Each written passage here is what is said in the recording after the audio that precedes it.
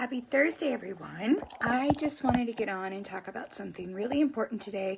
There is going to be a blog post attached to it, but I thought hearing about it first would be more impactful. So self-care is a lot of different concepts. It is being able to self-regulate. It's being able to find time for balance and holistic wholeness, but it's also going to the doctor and going to the doctor regularly. So regular checkups, but for women, it's also about going to the gynecologist, and it's making sure you get your annual exams, your PAPs, everything.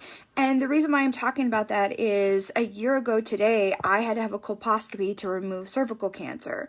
And it was the second time I had to have that happen. And very fortunately, it had always been in the first stage. And cervical cancer is the slowest moving cancer, but it's still really scary and it's still really risky. And it's something that I have to be mindful of every single year.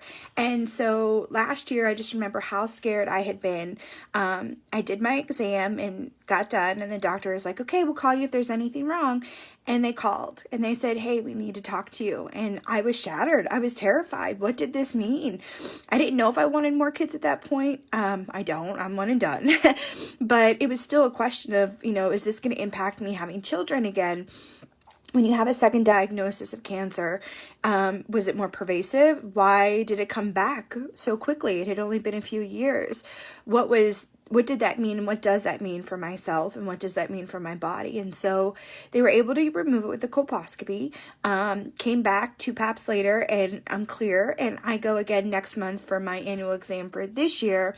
But it's so important that we do our annual exams, because even though cervical cancer is the slowest moving cancer, there's ovarian cancer, there's cysts, there's endometriosis, there's all kinds of things that can go really deathly wrong with our reproductive system for women, and a lot of it is unseen. We shirk the side effects, right? Oh, I had a heavier period, I didn't have a period, I had cramps, I had bloating, I've gained weight, or my hormones are just in flux, and we tag it on to a bunch of other stuff instead of sitting down and saying to our doctors, hey, here's all of these things that are happening to me. I'm gaining weight, I'm tired, I'm not sleeping, XXXXX.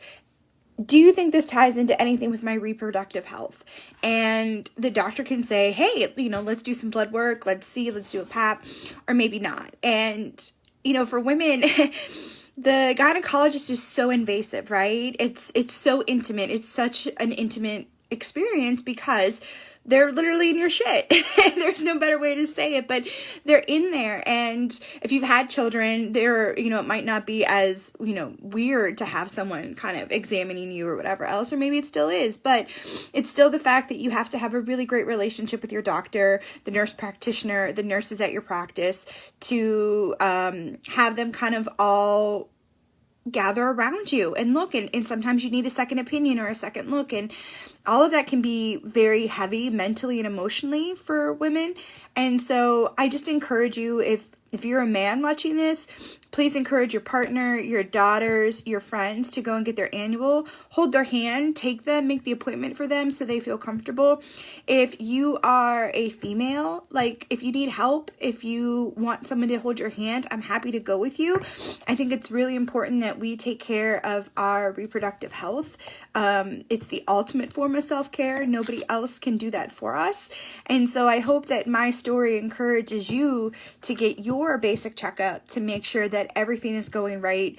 And instead of waiting 5 years and there's a tumor or a cyst or something else more terribly wrong, you can catch it early and get it removed. And so I haven't had any other complications since they removed the cancer last year, and I feel really good, and I'm excited to go get my other annual this year, and to see where we are, and to make sure that I'm okay. And I would lie if I said there's not a little bit of hesitancy to see if there's a reoccurring case of the cancer again, and what could that mean. But not knowing is worse than not getting checked. And so I hope that you understand that. So that is my self-care tip for Thursday. Please make your annual exams. Most insurances will allow you to have one annual exam free a year, so you don't have to worry about the costs.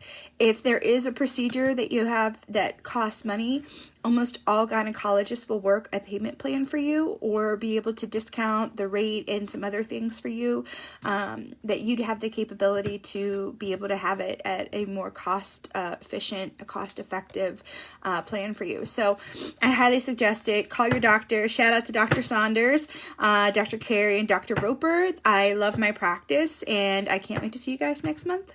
So be selfish with your self-care, but be absolutely selfish with your reproductive care. I'll talk to you guys later.